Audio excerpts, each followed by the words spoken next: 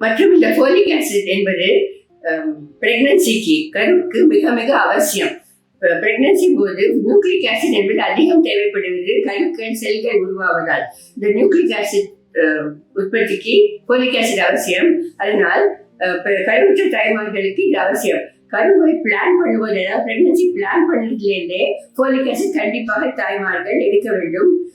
சாதாரணமாக அது நமக்கு வேண்டிய அளவு 400 மைக்ரோகிராம் தான். ஆனால் பிரெக்னன்சியில 600 மைக்ரோகிராம் தேவை. எனவே கண்டிப்பாக ஃபோலிக் ஆசிட் சப்ளிமெண்ட்டை பிரெக்னன்சி பிளான் பண்ற சமயத்திலேருந்தே எடுக்கணும். இந்த என்ன குறைபாடு வரும்னா மூளை குறைபாடு, அதாவது நரம்பியல் குறைபாடுகள் வரும். தண்டு வளர்ச்சியில் உள்ள குறைபாடுகள், மூளை வளர்ச்சி குறைபாடுகள், கபாலம் இல்லாமல் போவது, இவை வரலாம். இந்த ஃபோலிக் ஆசிட் சாப்பிடுவதால 70% குறைக்கலாம். அடுத்தது பிற்காலத்தில் பிபி வரலாம். பிரெக்னன்சி போது பிபி வரலாம், குறைப்பிரசவம் வரலாம்.